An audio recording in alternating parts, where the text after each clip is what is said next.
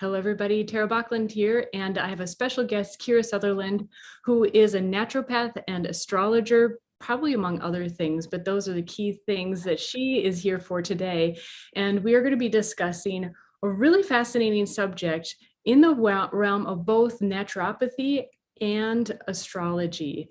Would you like to say a little bit more introduce yourself a little bit more before we dive into all this? Sure. And so good to see you, both of us sitting in incredibly cold climates right now. So I'm Kira Sutherland. If you haven't met me or heard me before, I'm actually American born, but I'm an Australian trained naturopath. The qualifications are a bit different to the US and Canada. So I am a herbalist, homeopath, nutritionist, and naturopath. They kind of all get combined together in Australia. And then I'm also an astrologer, and I've been doing both of those we're getting really close to 30 years. I can't quite say 30, but yeah. And so I do this huge combination of both of those things. In studying naturopathy, I was looking for systems to kind of really understand the body and to work with treatments. And when I found astrology, I fell in love with medical astrology, which is as old as medicine, but just not used a lot anymore. And so, yeah, it became this love of these two things of mine to get to combine them together. There are so many tangents we could go on, and I'm going to try to, I have your lunar essences in front of me, and I started taking the new moon because today is a new moon. It's the new moon. I should take mine. Yes. Yes. And I'm Capricorn rising. So this is like an extra good, I kind of feel it as an extra good time to start taking. Oh. And how good was this? I mean, we're just 2 days past the solstice and only a few hours past that new moon. And it's amazing, the little gorgeous Capricorn energy happening right now. And that shift of, I think having that winter solstice in the Northern Hemisphere, as well as we had that balsamic moon, was just that beautiful hibernation, getting ready for rebirth. And then the new moon, I just think it's beautiful. And if listeners aren't up on the astrology, it was conjunct Hygeia, which is one of the lesser known asteroids. And she is amazing for finding your own healing. And she's like, in astrology, she's almost like what I would call your inner naturopath of your astrological chart is Hygeia. She's like this beautiful crossroad of science and sacred spiritual medicine. And the new moon was conjunct her as well. And I think this is a bigger healing time than we're actually realizing yet. That's amazing. Along with like a nice stellium in Capricorn. I mean, holy cow, talk about the time to reset or tune in. Yep. Anyone, wherever it is in your chart, I can imagine it's carries some power with it. Oh gosh, yes. And we've also got, just such that beautiful point of that 0 Capricorn triggering off the rest of the cardinal signs. And you've got that, 0 Aries beginning of the chart, beginning of that. So I just think it's such a powerful time how early that new moon was in Capricorn as well. So it would be especially potent for those, was it Capricorn, Aries? Help me with the cardinal signs. Yeah. Libra, Aries, Capricorn, Cancer. And those signs have had a lot of stress, more in the later part of the signs, but there's been a lot going at the end of the cardinal signs. And we're about to have shifts into a lot more fixed signs. We're talking more of the outer planets here.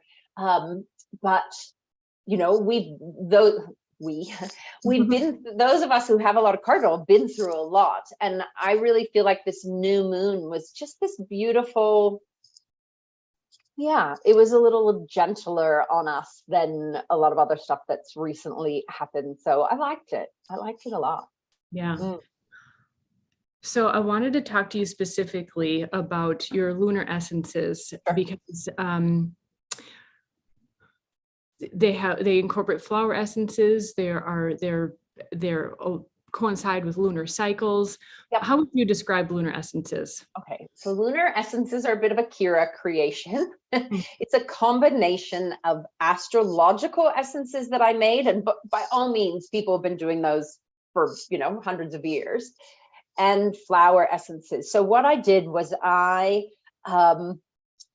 took a couple years to do this, and so you can make, I mean, people make astrological waters all the time, but let's talk about a lunar water. A lunar water would be, I made one this morning. Whether you're making an astrological essence or you're making a flower essence, it's quite similar what you would do. You would take hopefully a crystal bowl or glass. And if you don't have crystal, people do use copper, because copper's, Judith Hill actually talks about copper dispelling or not allowing negative energy within it. I habitually use crystal, and if I can't find crystal, I'm just going to use clear glass. Like, don't overcomplicate the situation. And you put spring water or filtered water, you know, fresh water of some type into the, let's say we're just got a glass, we'll just talk glass. And you would, typically if you're making a flower essence, you would float the flowers on top of the water, and you would let it sit out in the sunshine so that the sun potentizes the energetic soul of the flower into the water.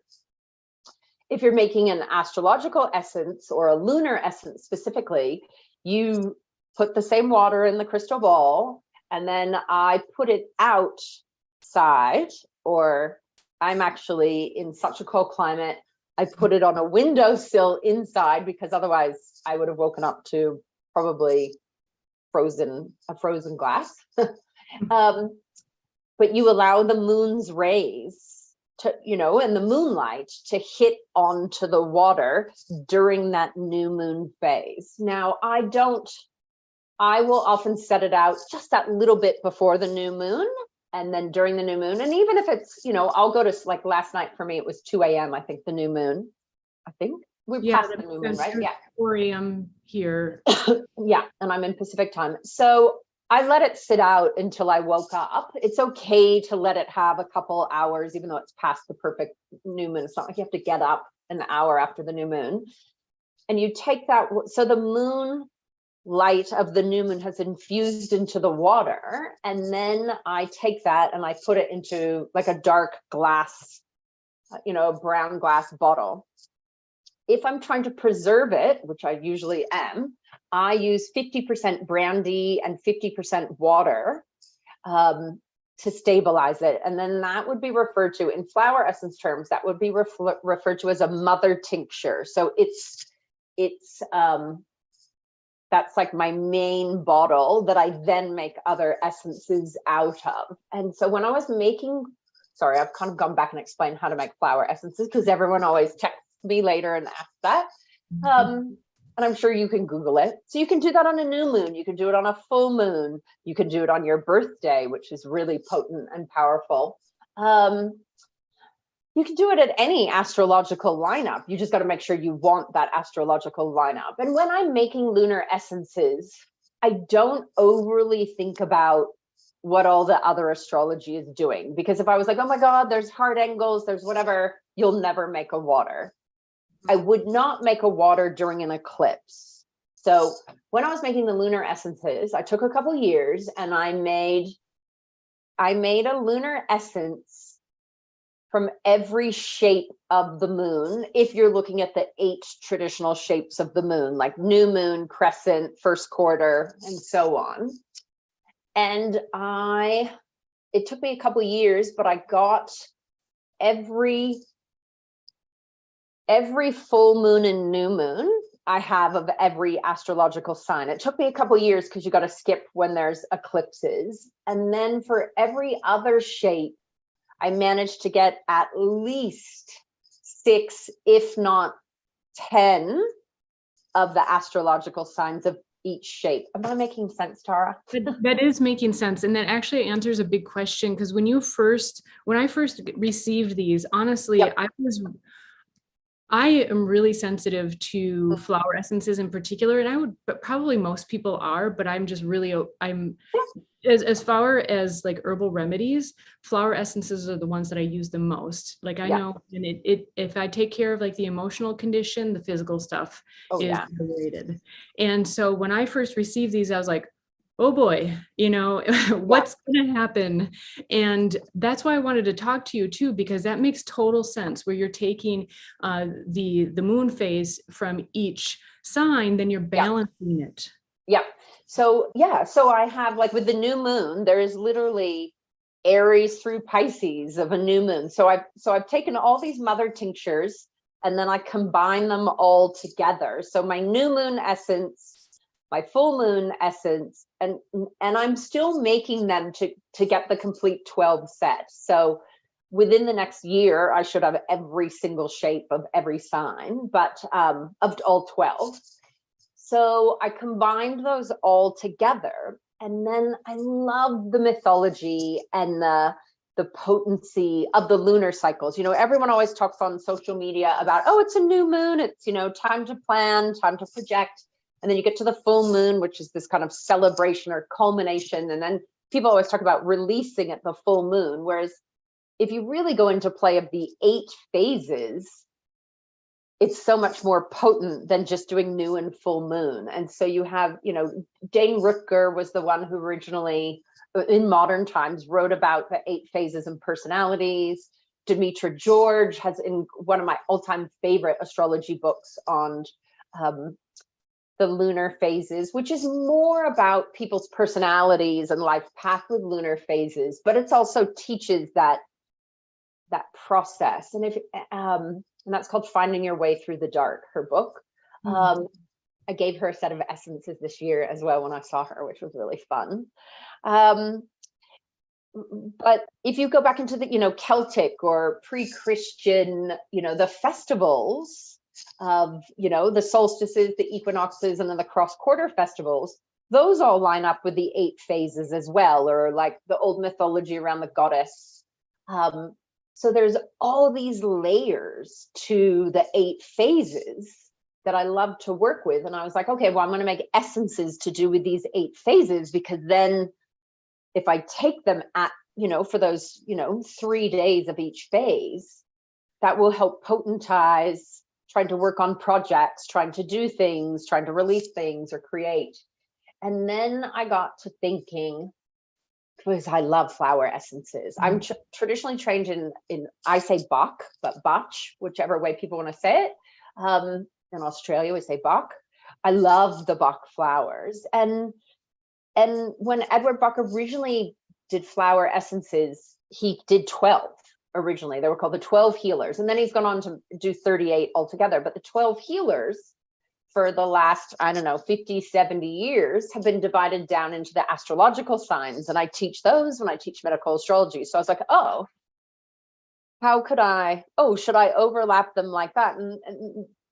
But that wasn't fitting when I was wanting to do it with the essences. And so instead, I went and looked at Bach essences as well as the California essences, which I like as well, the FES essences. And I picked 3 essences whose energetics works with each of the 8 phases.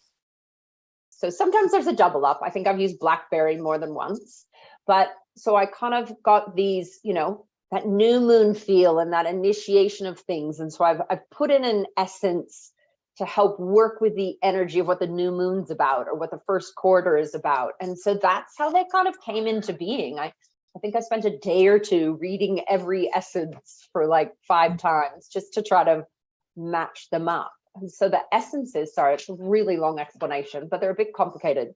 So each lunar essence is the essences I made from those lunar phases, plus 3 flower essences made into these set of 8 essences. And so you can actually start them any time of the month as long as you're onto the right shape.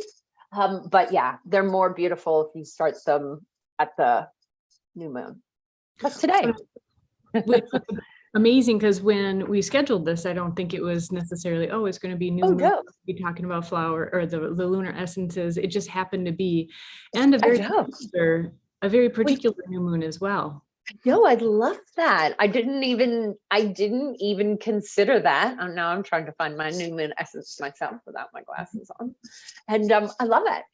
Yeah, so they're those tiny, I do make them in a bigger set than this, but these are these gorgeous tiny little, I don't know, around 5 mils, 10 mils, I can't even remember. And so you only take like a few drops, or you could rub them somewhere on your body if you don't want to take them. So they are done in brandy.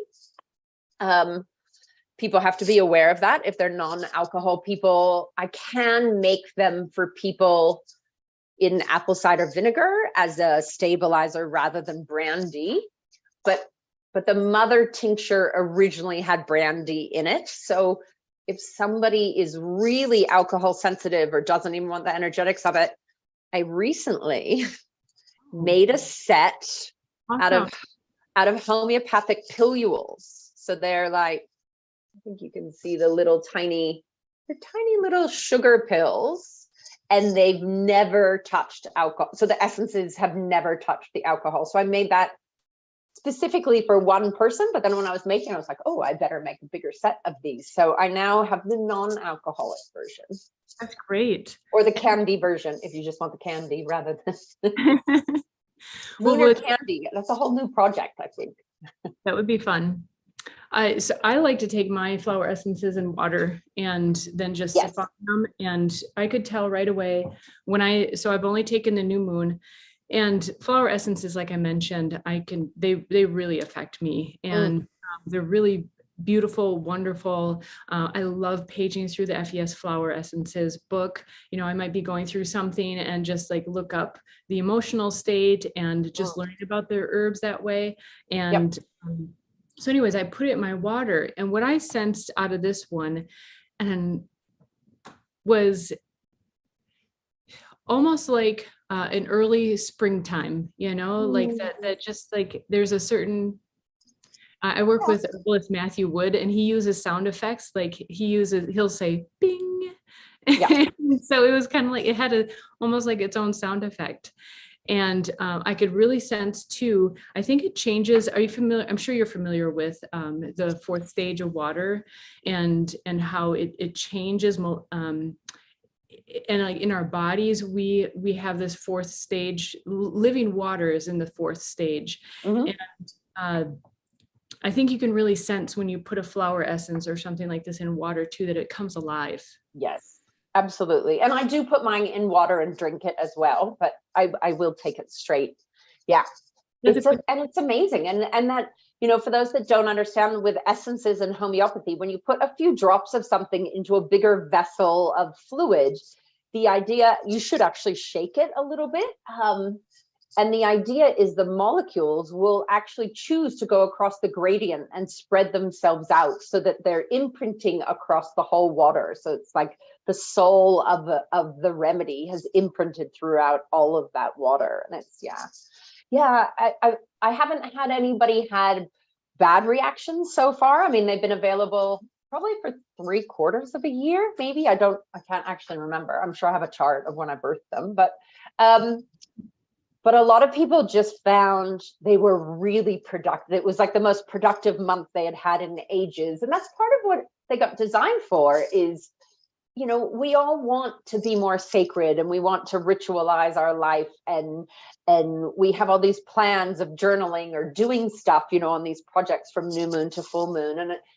And doing essences every morning is a way to kind of engage that energy when we first start our day. And I think it's that intent that makes it so good. They do come with I don't have it sitting next to me. I have written a whole little booklet. Do you have the booklet there? Yeah.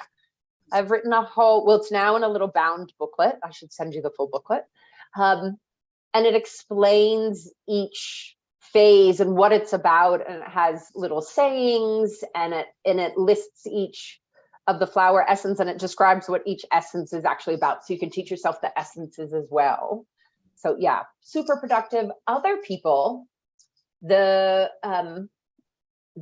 women or females that I've given them to, or people with people with uteruses that I have given them to that have cycles, have really found, I didn't create them for this, but it's been interesting. So the people that are doing menstrual cycles have definitely, a lot of them have said their cycle shifted into a more powerful way, or it was easier, or it was more on time. And, because part of this is like the 28, day cycle is like the menstrual cycle. And so it kind of helped them to align a little bit better with their cycle, which was a fun byproduct that I hadn't actually thought about.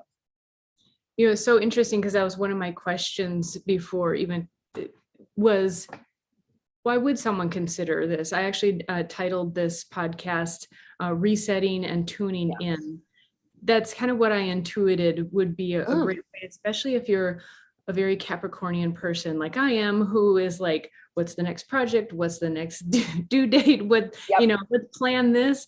And I found myself just naturally like, oh, this makes sense. If I'm in a busy mode and I'm having a hard time grounding and tuning in, that this could be a helpful and very natural aid. Yeah.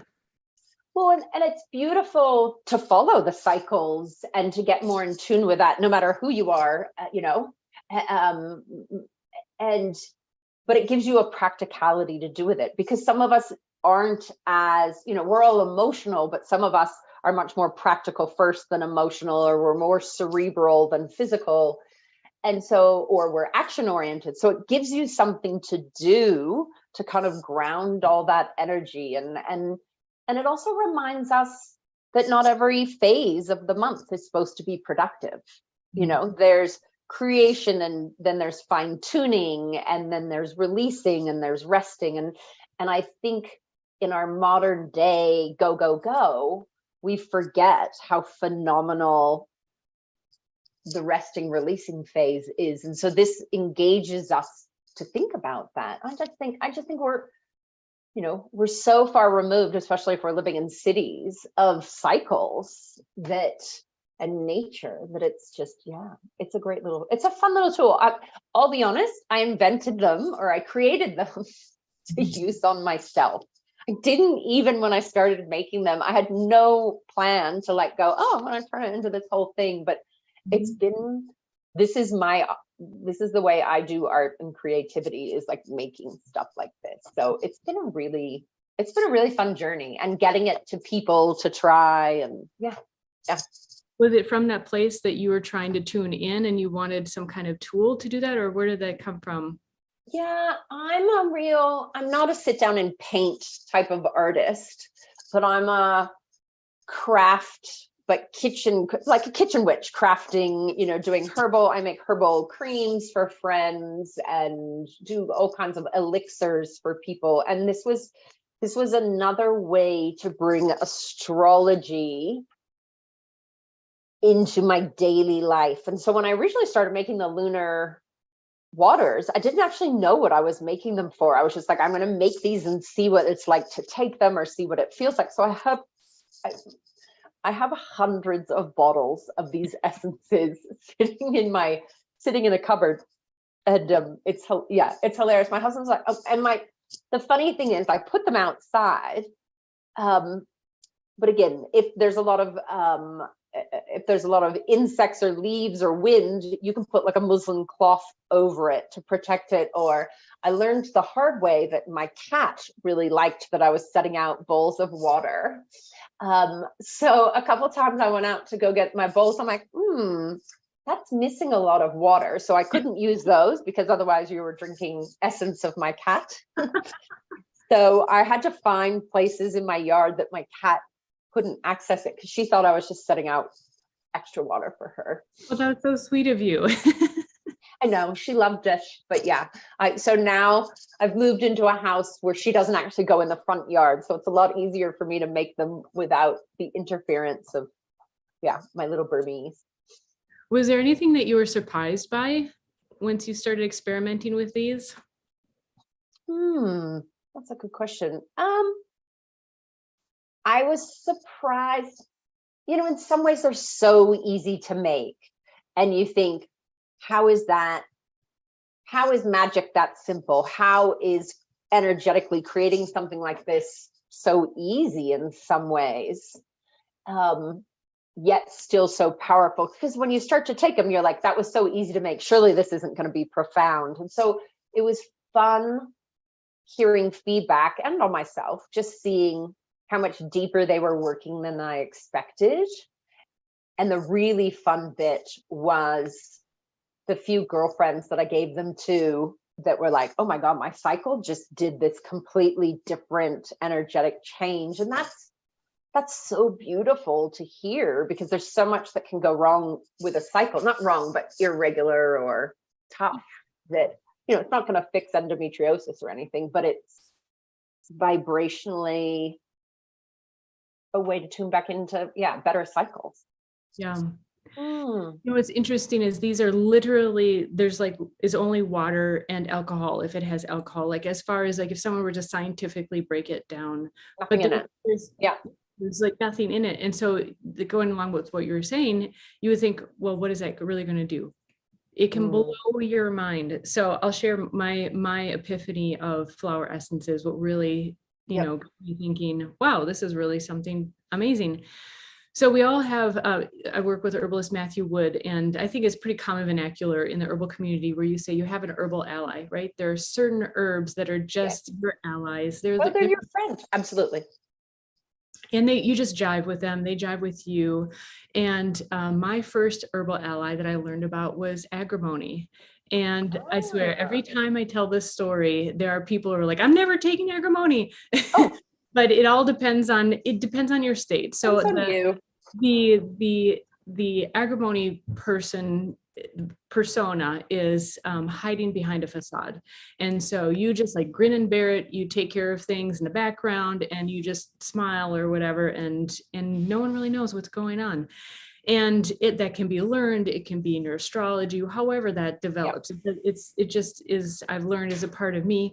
And so when I first took agrimony, it was like the lid came off. It was like I was talkative and like I would cry, and then I would just emote in all kinds of ways that I wouldn't normally emote. Was that fun or was that scary? I think initially it was kind of like the beginning of a roller coaster ride where it's like all the emotions. And then it starts being like, okay, this is too much. Like I later learned that it's good to combine it, I think, with like white chestnut or something like that, it kind of calms it down. Otherwise it was like the lid came off. I think initially it was like, oh my gosh, I'm on this ride, but I know it needs to happen. Like, you know, when you're kind of at a life crisis and you're like, this is not really that fun, especially like, fortunately, my husband's like a really good communicator, and he actually loves me. And beautiful. So, he went with it. And, but later was like, you know, maybe, is there a way to maybe just in microdoses it, tone it down? I'm like, I don't know. But later I learned how to, especially just kind of when you, instead of like until the lid is just barely holding on, you know, to just, I take agrimony then on occasion instead. So, and just. Did you have that reaction with agrimony, the flower essence, or agrimony, the herb? The flower essence, the herb actually is milder. So recently, kind of on a related note, I took an herbal combination I have for premenstrual syndrome, and it is Solomon seal, agrimony, agrimony root. They're all roots though. Solomon seal root, of course, agrimony root, and blue vervain root. And what's interesting, typically I take the leaf or the flower essence tincture form or a flower essence. And I think this combination had a very different effect where it just kind of, the root, I think, was grounding for me. And I was able to process through what might otherwise, it was the flower essence kind of just come out in spurts. That doesn't happen anymore. That was early on, because it's kind of like when you, in other things in life, when you learn to kind of temper yourself or moderate yourself. But this herbal formula, it helps to smooth it out as well. Yeah. So that's all the same. And that's the thing we forget sometimes. Taking herbs is taking an essence as well. Like, you know, as much as we separate flower essences and herbs, you know, and Matthew Wood teaches this and other people too, herbs have such an energetic principle to them. We forget that, you know, I know in Australia, in naturopathy and herbal medicine, or herbal medicine, as we say down there, if I jump into an H there, we often get so scientific, you know. Herbal medicine in Australia is now a bachelor's degree, and it's all about evidence-based and what are the phytochemicals and what are this, and it's like we're starting to forget the essence of using herbs and their soul and their energetics, which flower essences I think remind us to do. But it's interesting because I lecture at university and I get these people and they're brilliant and they're so sciencey, but they're barely exposed to the energetic side of it. And then when they start to graduate, they kind of get into that, or they'll go and read more Matthew Wood I mean, everybody reads Matthew Wood books or David Hoffman books, who are some of my favorites as well. And remembering, most of us get into herbal medicine because we're into the energetics, not just, oh, I need echinacea to fix my cold, you know. So yeah, they're amazing. And sometimes I think the universe gives you a big potent experience when you're first starting, just to make sure that you get it, or that you not buy into it, but yeah, that you know it's working. Got my attention, that's for sure. Yeah. And it's an amazing lesson since too, you know, that in so many ways. And so even though flower essences and lunar essences technically have nothing in them other than water and alcohol, wow, they can do amazing things. And that's why I wanted to talk to you too, because it is about learning that they are balanced, right? You have at least six of the astrological signs. I definitely have one of every element in there. Does that make sense? Yeah, there's definitely balanced within the elements, and then within the next year they'll have all 12. Yeah, that makes a lot of sense. I was also wondering how the heck, I mean, there's so many flower essences, and you didn't even touch, it sounds like, the Australian flower essences, which are a whole nother amazing set of fun. So how, even though how do you even narrow it down to 3? Were you experimenting for a while on yourself? I played around with it. Like I love the research side of stuff. I don't know if that's my personality of diving deep, but I literally spent this whole day where I read every flower essence of the Bach's and the California. I just decided to stick to those two.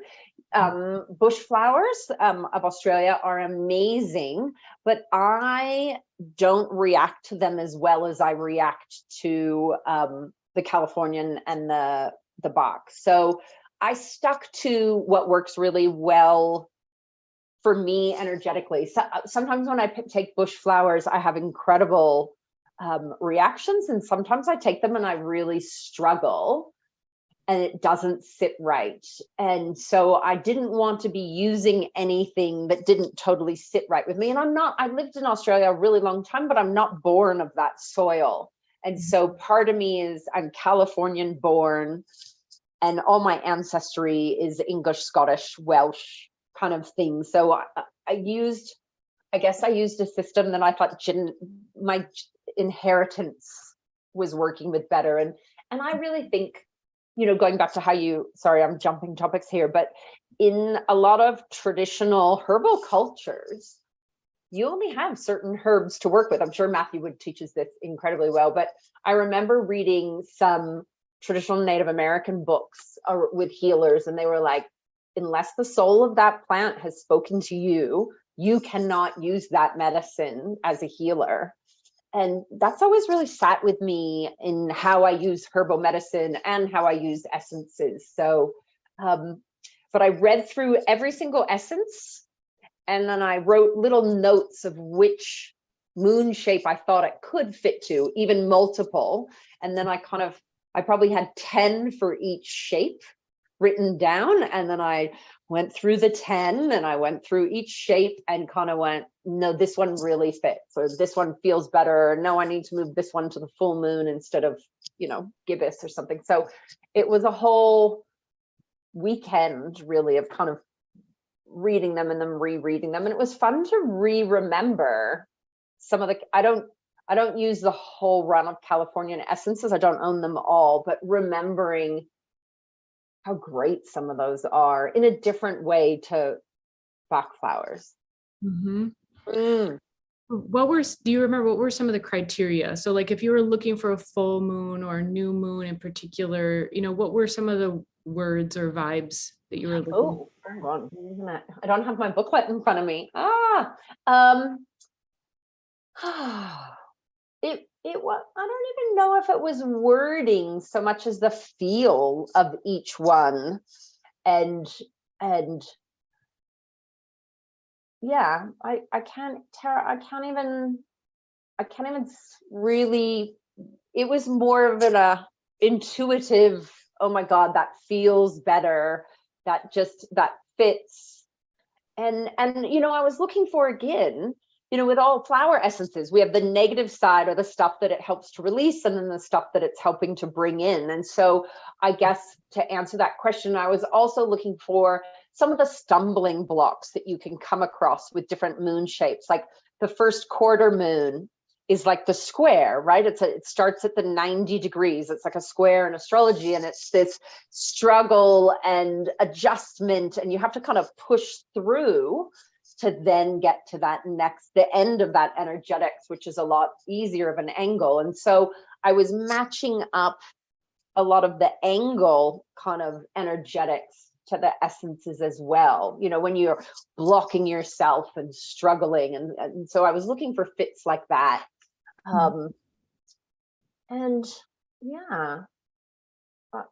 yeah, it was much more into, I am a Pisces rising, so there was a lot of intuitive side to, did that feel right or not? And like I said, I've used the same essence maybe once or twice in a few of them, just because I thought they still, the moon shapes flow from one to each other. So it was like, okay, maybe you haven't quite got it, so we'll keep it going there. Or it was a different part of that essence and the reason I wanted to use it.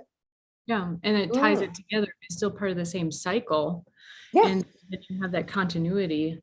There was, I guess I imagined it's just going on the new moon essence. Yes. Clematis, aspen, and Indian paintbrush, and the descriptions of them as well, and bullet point descriptions, which are great. Easy. I only work in bullet points.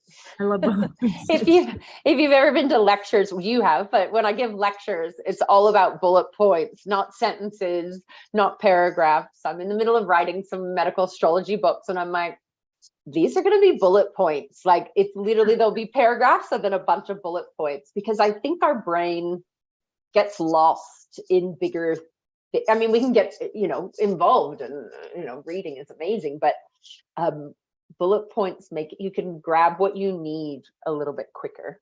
You can digest them more easily. Yeah. There's a lot of I'm a good bullet point user. Someone asked me to do a lecture last year in naturopathy, and they were like, the new thing, Kira, with slides is to not use bullet points. And I was like, what? What do you mean?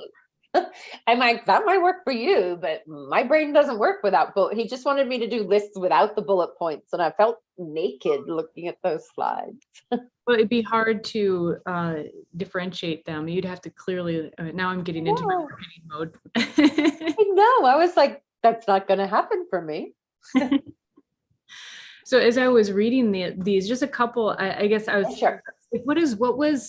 What was Kira thinking when she was putting this together? I'm just imagining. Okay, well, read one. It's better if you actually just read it rather than say the name.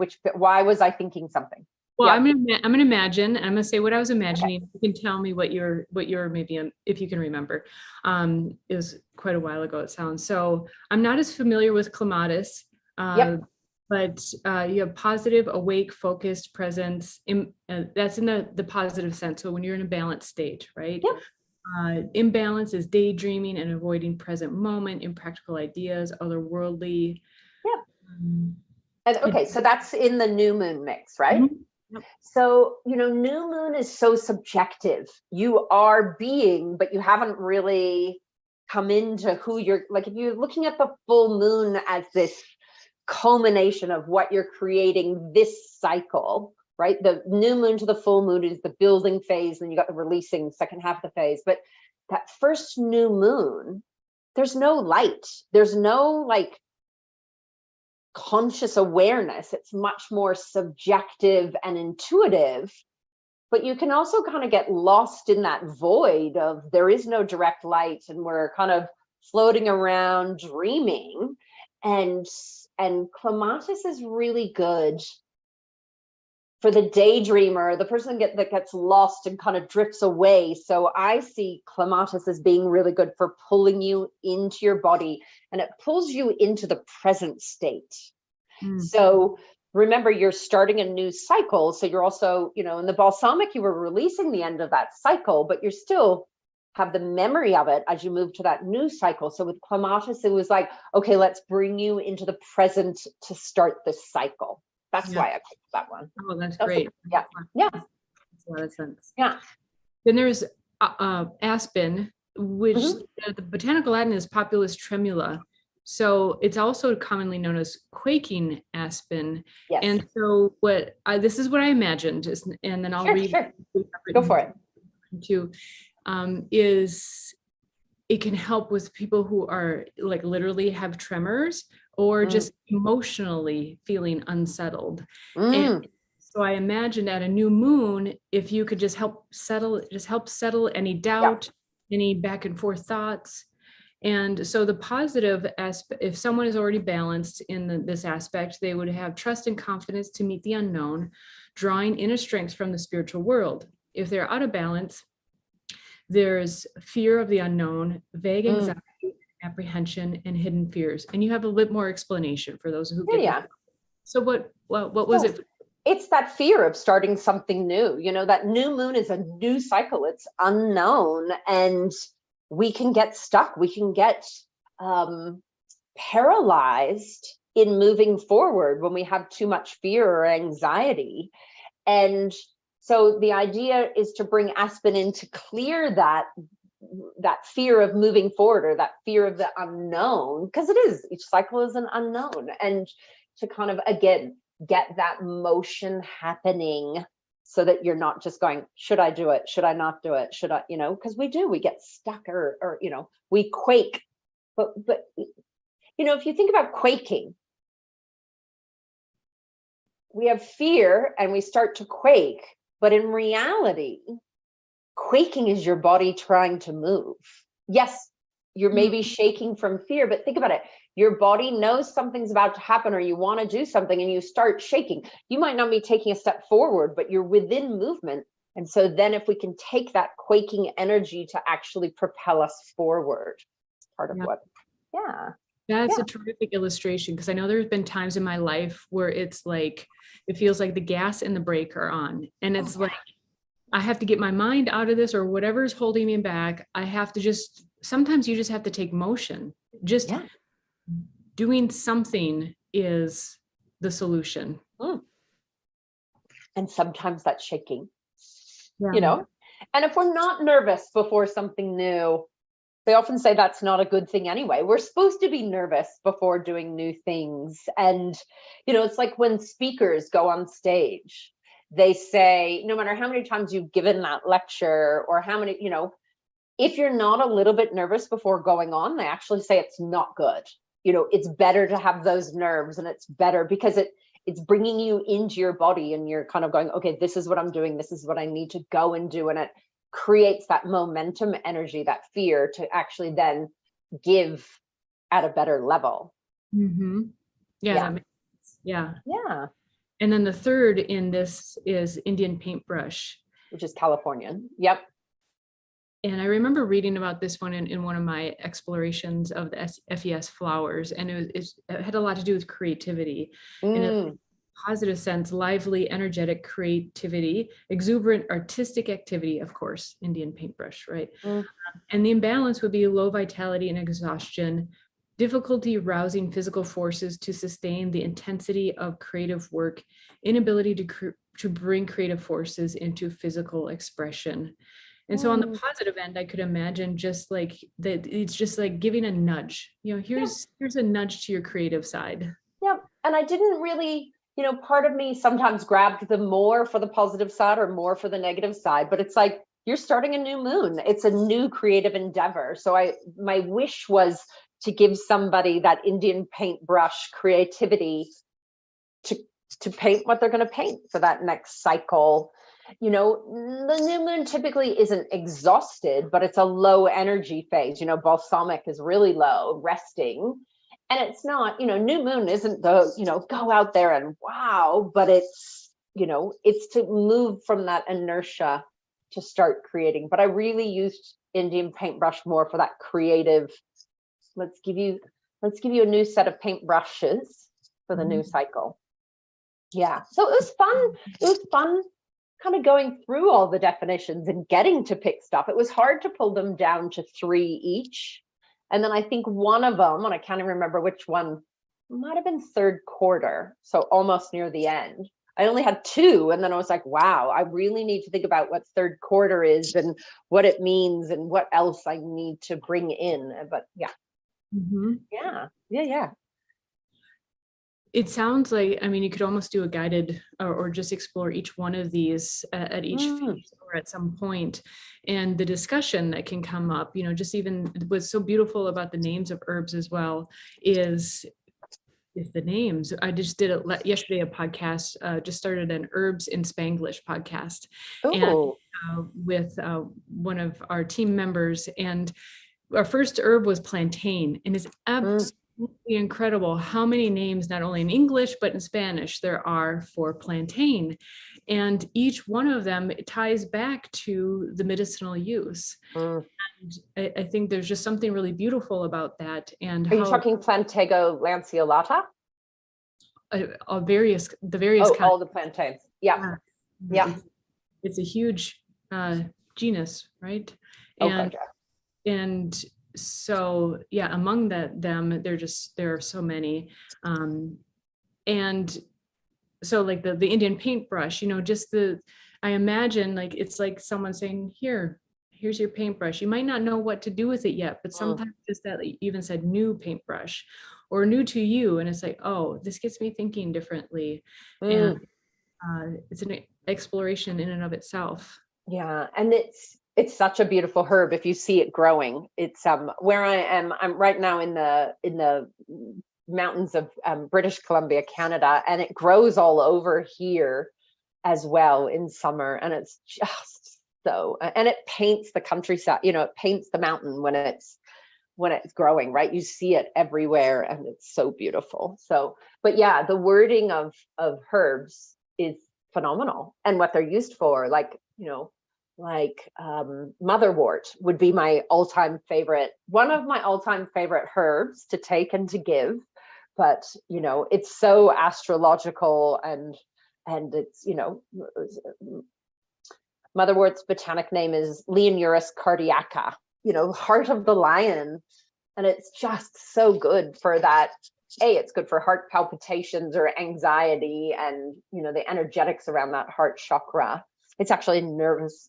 I know we're not doing herbs, but it's a nervous system herb. A lot of people get caught up that it's a menopausal herb and it does something to your hormones, and it's not. It's a nervous system herb, but a lot of women at menopause are given it. So that's one of my favorite, ruled by the sun, ruled by Leo. It's like, could it be any better?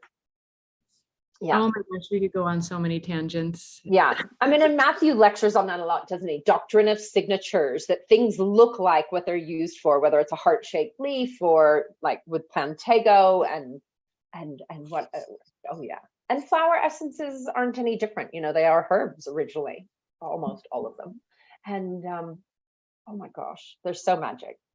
Here's a brief view of the Indian paintbrush, apparently.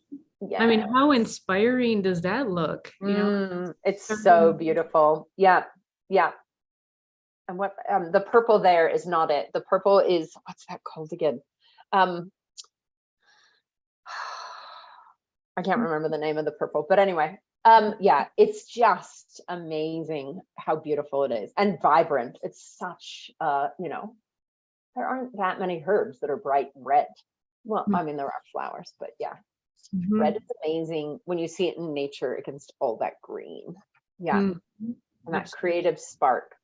Well, and right now we're at basically the new moon of the seasons here in the Northern Hemisphere too. So we're just kind of lining up all of these similar kind of energies, and it's just absolutely just meant to be, you know, and it's, you know, if something like this appeals to you, I think it, when it does, you're drawn to it and they are drawn to you. Yeah, absolutely. And I think, you know, whether you're using flower essences or lunar or astrological essences, you know, there's so many different ways. There's so many different ways to use them. I also have a whole set. I haven't done anything with them yet, but I should produce a set for people. I have a whole set to do with the equinoxes and the solstices and the cross-quarter festivals as well. I've been making those for the last couple of years, but I'm also collecting them from both the Southern and the Northern Hemisphere, because for those, and I know a lot of your listeners are probably Northern Hemisphere, but we're opposite seasons. You know, when I live in Australia, it was summer solstice 2 days ago, not winter. And so I'm collecting all the 8 festival days, you know, which can actually relate to the 8 moon signs as well. So I could actually put those in, but I don't want to do that. I want to keep the lunar essences as they are. But yeah, looking at creating some, you know, festival essences, because I think those could be another really, I mean, that's more tuning into the seasons and the year than it is just the thing I like about the lunar essences and using lunar energy is you get to restart every month, right?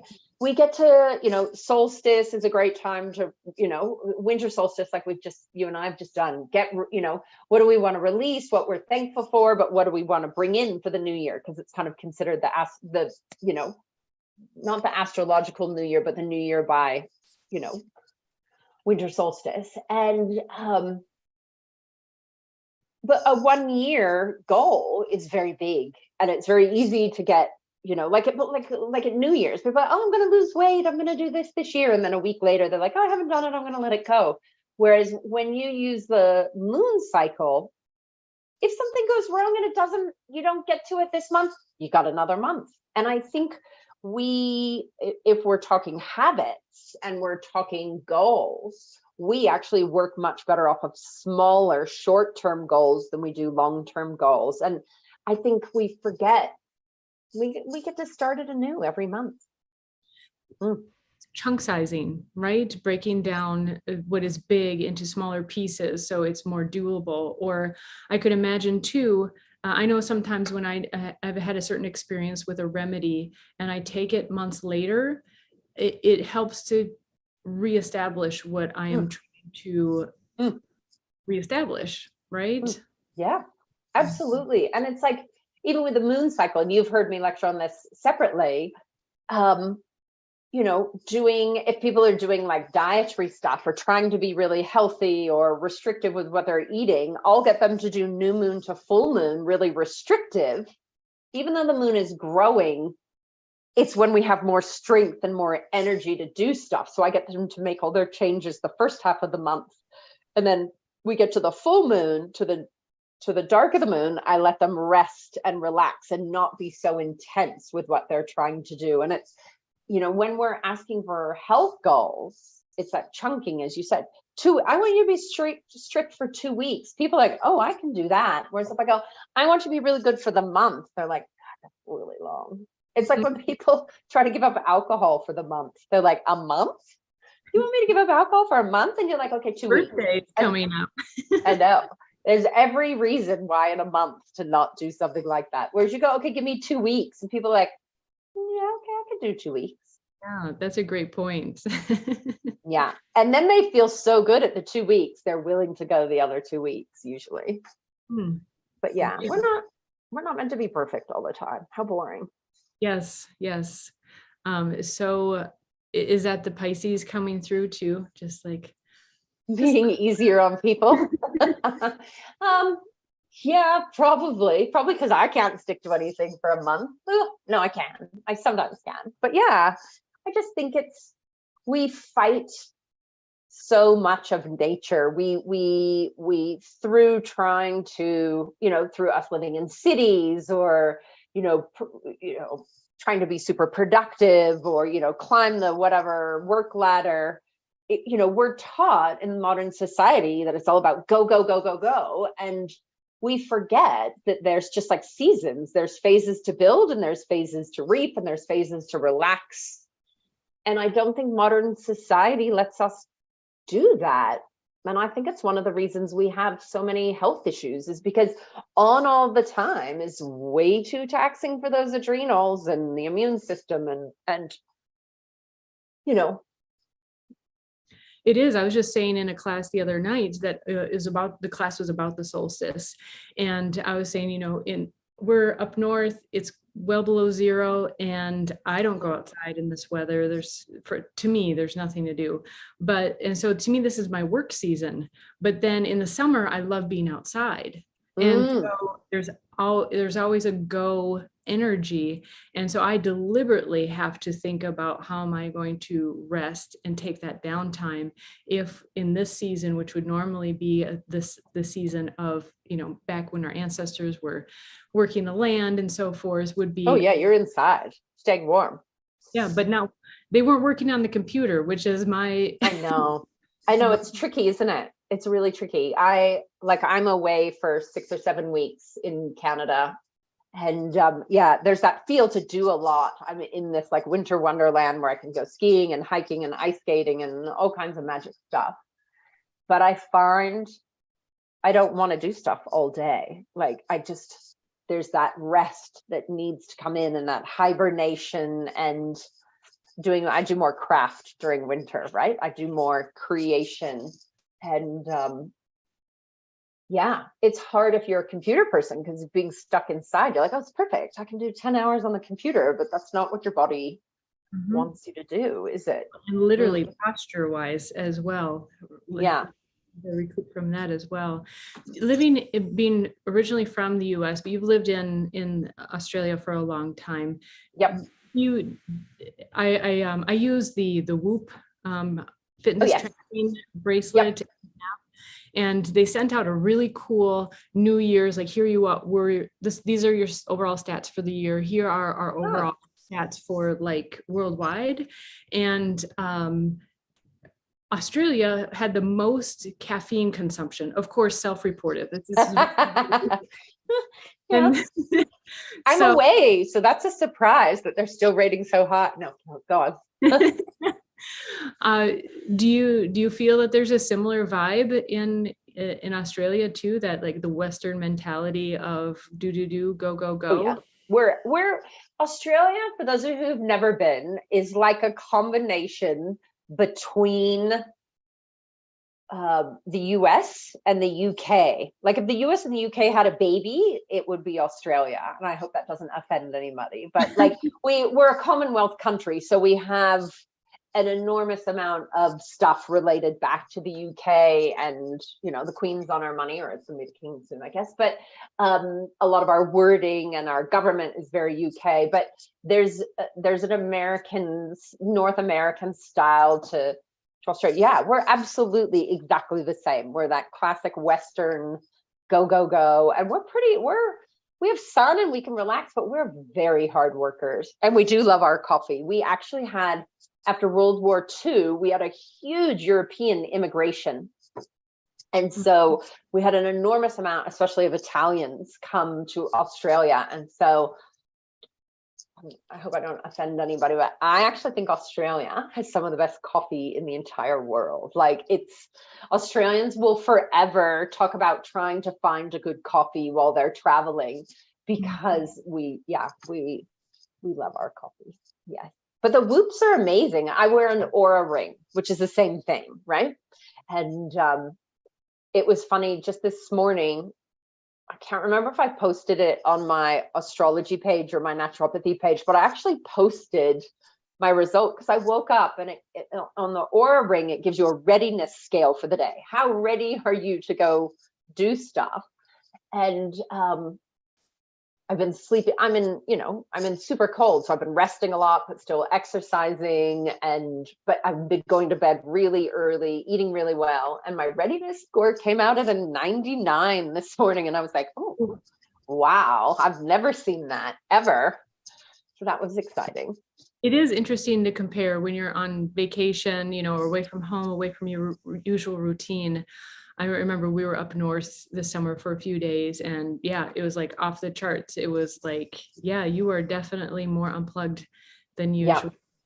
I mean, and I still work while I'm here, but I only work 2 or 3 hours a day rather than all day. And I do a lot of sport and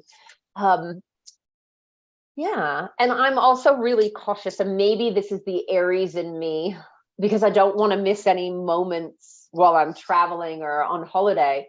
A lot of us do that crazy before we go away. We try to jam everything in right before we go on holidays, and our stress levels go massive.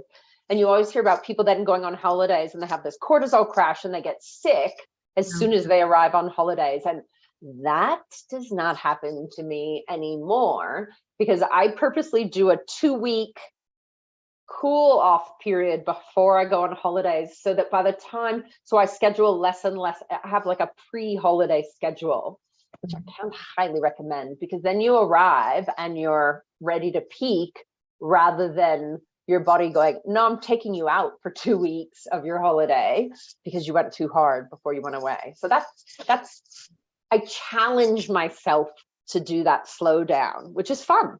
That's a great idea. Yeah.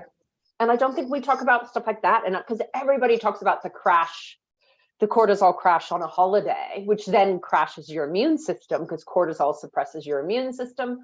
And I challenge everybody to go on holidays and ease into it. The holidays so much better, and the jet lag is not as bad.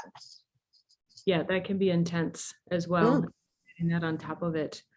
I think we came up with about 10 more topics that we could talk about. Yes. That would be a lot of fun. Always. But it's always good to see you, right? Absolutely, you too. And so glad that you're having so much fun up in the winter wonderland. Oh, it's magic. It's magic. You'll see posts on my page for the next month and a half. So as I say to my daughter, it's like living in a snow globe. It is.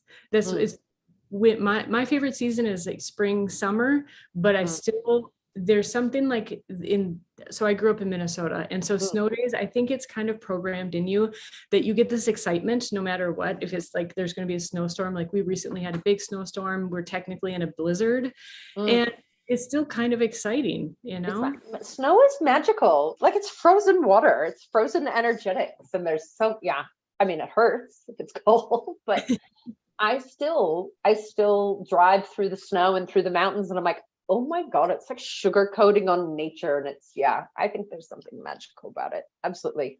I would probably say winter is my favorite season, but I have astrologically so much fire in my chart that winter balances. Like, I feel great because I'm not overheating and I'm not, Whereas I love summer if I can sit on a beach and go jump in the water, but day-to-day life in heat and humidity, I'm the first one to complain. I'm totally the opposite. So here we are. Yes, but you've got like earth rising, and whereas I have very little earth and water in my chart. And I'm wearing red and you're wearing the cool colors. I mean, it's real people, it's real stuff. Yeah. Absolutely. It's so good to see you. You mentioned your page. Let people know, how do they find you, follow you, so forth. Sure. So website as well as social media for my medical astrology naturopathy is Astrology of Health, all one word. And then if you're really into naturopathy and a bit of sports nutrition, my non-esoteric page is actually my website is just kirasutherland.com.au. But my social media for that is überhealth, all one word, like Uber and then health. And that has been my business name for like 25 years. So long before Uber. Awesome. Yeah. Well, I think we have at least another moon phase talk. It'd be fun to hear, put in the comments which moon phase you would like to hear about next, because Yeah. Oh yeah, we could do that. it's fun. And it doesn't have to be like a full moon. I mean, full moons always get the attention, right? It could be Anything. Yep. Yeah. So good to see you. Thank you for taking time out while you're Yeah. on vacation to talk with us. It Yeah. was a lot of fun. It was great to see you as always. And thank you for having me. I was excited people want information. Yeah. Fun. Yep.